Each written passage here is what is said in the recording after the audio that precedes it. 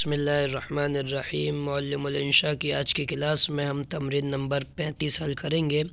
دیکھیے لکھا ہے مبتدا جبکہ اس میں اشارہ ہو، تو اس میں اشارہ کیا ہوتا ہے؟ پہلے یہ دیکھیے نمبر 1 ڈال کے یہ حاشیے میں لکھا ہے عربی میں اس میں اشارہ کے 10 صیغے آتے ہیں، 5 اشارہ قریب کے لیے اور 5 اشارہ بعید کے لیے یعنی دور کے لیے۔ ذیل کے نقشے میں دیکھو، نیچے نقشے میں دیکھو، اشارہ قریب کے 5 ہی ہیں۔ واحد مذکر کے لیے ھذا، تثنیہ مذکر کے لیے ھذانی اور جمع مذکر کے لیے ھؤلائی، اور واحد مؤنث کے لیے ھذہ اور تثنیہ مؤنث کے لیے ھاتانی اور جمع مؤنث کے لیے ھؤلائی۔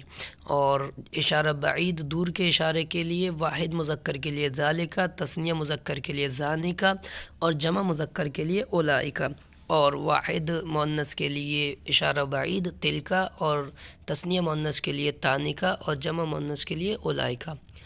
اسماء اشارہ جیسا کہ تم نے درس 6 میں پڑھا ہے سب ہی معرفہ ہوتے ہیں، اس لیے ان کا استعمال بطور مبتدا کے بھی ہوتا ہے، جس طرح کہ یہ فاعل اور مفعول کے طور پر لائے جاتے ہیں۔ کبھی اس میں اشارہ تنہا مبتدا ہوتا ہے اور کبھی اپنے مشار الیہ یعنی جس کی طرف اشارہ کیا جا رہا کے ساتھ مل کر مبتدا بنتا ہے۔ اس صورت میں اس میں اشارہ موصوف اور مشار الیہ صفت واقع ہوگا، پھر یہ دونوں مل کر مرکب توصیفی یعنی موصوف صفت کی صورت میں مبتدا ہوں گے۔ مندرجہ ذیل جملوں کے فرق پر غور کرو۔ ھذا قلم، یہ ایک قلم ہے، ھذا مبتدا ہے، قلم اس کی خبر ہے۔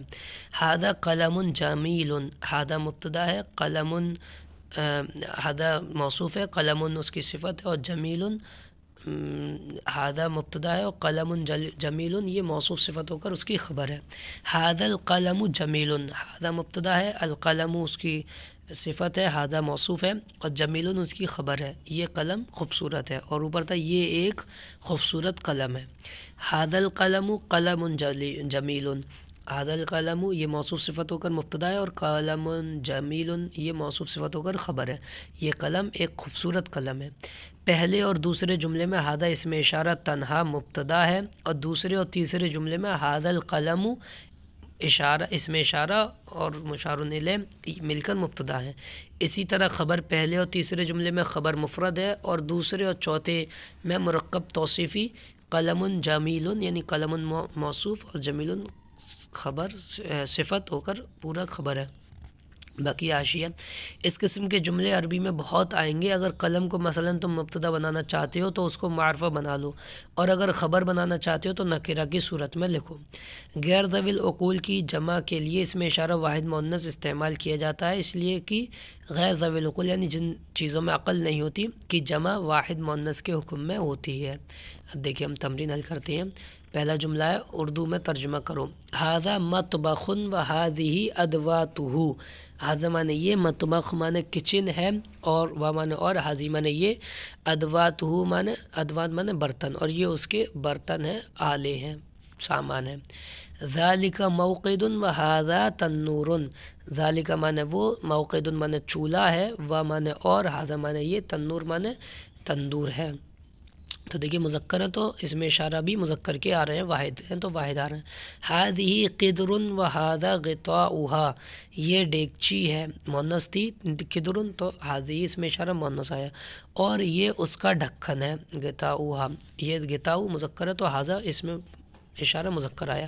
تلک مخبزۃ وھذہ مقلاۃ، تلک مانے وہ، مخبزۃ مانے توا ہے، و مانے اور، ھذہ مانے یہ، مقلاۃ مانے کڑھائی، اور یہ کڑھائی ہے، مؤنث ہے خبر، تو دیکھیے اس میں اشارہ بھی مؤنث آئے ہیں دونوں، قریب کا بھی بعید کا بھی۔ ھذان ابریقان وتلک جرۃ، ھذان مانے یہ دو، تثنیہ کا ہے، ابریقان لوٹے ہیں، یہ دو لوٹے ہیں، اور وہ ایک گڑا ہے، گڑا۔ ھاتان ملعقتان وتلک مغرفۃ، ھاتان یہ دونوں، ملعقتان چمچ ہیں، اور وہ مغرفہ مانے ڈونگا، مگا، اور وہ مگا ہے، ڈونگا ہے۔ ذانک قدحان وھذہ قصعۃ، وہ دونوں پیالے ہیں، اور یہ یعنی قدح چھوٹا پیالہ اور قصع بڑا پیالہ، اور یہ ایک بڑا پیالہ ہے۔ تانک قصعتان وھذہ صحون، وہ دونوں بڑے پیالے ہیں اور یہ پلیٹیں ہیں۔ ھذہ فناجین وتلک کؤوس، یہ چھوٹی پیالیاں ہیں اور وہ گلاس ہیں۔ ہؤلاء طہاة المطعم واولئک خبازون، یہ سب ہوٹل کے نوکر ہیں اور وہ سب نانبائی ہیں۔ اولئک خادم المقہى وہذا طباخ، وہ سب قہوہ خانے کے خادم ہیں اور یہ نانبائی ہے، یعنی طباخ بھی وہی باورچی ہے۔ هذه آنیۃ المطبخ وادواتہ، یہ مطبخ کے کچن کے برتن ہیں اور اس کا سامان ہے۔ تو یہ ہماری تمرین نمبر 35 ہے، اس کو سمجھ لیں۔ آئندہ کلاس میں انشاءاللہ تمرین نمبر 36 پڑھیں گے۔ السلام علیکم ورحمۃ اللہ وبرکاتہ۔